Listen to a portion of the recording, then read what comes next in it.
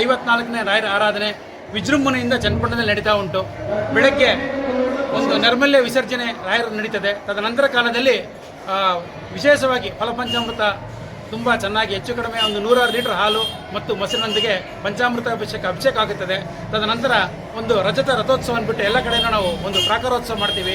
ತದನಂತರ ಕಾಲದಲ್ಲಿ ಈಗ ಪ್ರಾಕಾರೋತ್ಸವ ಬಂದು ಇಲ್ಲಿ ಒಳಗಡೆ ರಜತ ರಥೋತ್ಸವ ಮಾಡ್ತಾ ಇದ್ದಾರೆ. ತದನಂತರ ಸಾವಿರಾರು ಜನಗಳು ಬಂದು ಇವತ್ತು ರಾಯರ ಪ್ರಸಾದವನ್ನು ಸ್ವೀಕಾರ ಮಾಡುವಂಥ ಒಂದು ವ್ಯವಸ್ಥೆ ನಾವು ಮಾಡಿರ್ತೀವಿ. ನಮಗೆ ಈ 3 ದಿನಗಳಲ್ಲಿ ಒಂದು 10,000 ಜನನ ಒಂದು ಪ್ರಸಾದಕ್ಕೆ ನಾವು ಆಲಯ ವ್ಯವಸ್ಥೆ ಮಾಡ್ಕೊಂಡಿದ್ದೀವಿ. ಇವತ್ತಿನ ಒಂದು ಪರಿಸ್ಥಿತಿಗೆ ಒಂದು 5,000 ಜನ ವ್ಯಕ್ತಿಗಳ ಒಂದು ಪ್ರಸಾದವನ್ನು ವ್ಯವಸ್ಥೆ ಮಾಡ್ಕೊಂಡಿದ್ದೀವಿ. ಈ ರೀತಿ ಒಂದು ಆರಾಧನೆ ನಮ್ಮ ಚನ್ನಪಟ್ಟಣದಲ್ಲೇ ಅಲ್ಲದೆ ನಮ್ಮ ದೇಶದಲ್ಲೂ ಅಲ್ಲದೆ ಆಲ್ ಓವರ್ ವರ್ಲ್ಡ್ ಅಂತ ಹೇಳೋದು ತಪ್ಪಾಗಲ್ಲ. ರಾಯರು ಎಲ್ಲ ಕಡೆಯೂ ಇದ್ದಾರೆ. ಅವರು ಕೊಡ್ತಾ ಇರುವಂಥ ಪವಾಡಗಳು, ತೋರಿಸ್ತಾ ಇರುವಂಥ ಪವಾಡಗಳು ಜನಗಳು ಜಾಸ್ತಿ ಆಗ್ತಾ ಇದ್ದಾರೆ. ಪ್ರತಿನಿತ್ಯ ಜನಸಂದಣಿ ಜಾಸ್ತಿ ಆಗ್ತಾ ಉಂಟು. ಹಾಗಾಗಿ ನಮಗೆ ಜನನೂ ಅಷ್ಟೇ ರಾಯರು ಅಂತ ತಕ್ಷಣವೇ ಕರೆದಾಗ ಎಂತೆಂಥವರೆಲ್ಲ ಬಂದು ದರ್ಶನ ಮಾಡ್ಕೊಂಡು ಹೋಗುವಂಥ ಒಂದು ನಿದರ್ಶನ ನಾವು ನೋಡ್ತಾ ಇದ್ದೀವಿ. ಹಾಗಾಗಿ ಸಾವಿರಾರು ಜನರು ಬಂದು ದರ್ಶನ ಮಾಡಿಕೊಂಡು ಪುನೀತರಾಗ್ತಾ ಇದ್ದಾರೆ.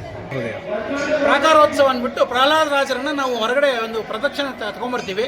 ಅವರನ್ನು ಮತ್ತೆ ಅಲ್ಲಿ 3 ಪ್ರದಕ್ಷಿಣೆ ಮಾಡಿ ತದನಂತರ ಅವರಿಗೆ ಸಾಯಂಕಾಲ ಸಹಿತನೂ ರಜತ ತೊಟ್ಟಿಲು ಒಂದು ಸೇವೆ ಮಾಡ್ತೀವಿ. ಸಂಜೆ ಹೊತ್ತು 3 ದಿನಗಳು ಸಹ ಇದೇ ರೀತಿ ನಾವು ಕಾರ್ಯಕ್ರಮಗಳು ಮಾಡಿಕೊಂಡು ರಾಯರ ಒಂದು ಸಾನ್ನಿಧ್ಯವನ್ನು ಅಚ್ಚುಕಟ್ಟಾಗಿ ಯಾವ ರೀತಿಯಲ್ಲಿ ನಮಗೆ ತೋರಿಸ್ಕೊಟ್ಟಿದ್ದಾರೆ ಮಂತ್ರಾಲಯ ಶ್ರೀಗಳು, ಅವರು ಹಾಕಿಕೊಟ್ಟಿದ್ದ ದಾರಿನಲ್ಲೇ ನಾವು ಪೂಜೆ ಮಾಡ್ಕೊಂಡು ಬರ್ತಾ ಇದ್ದೀವಿ.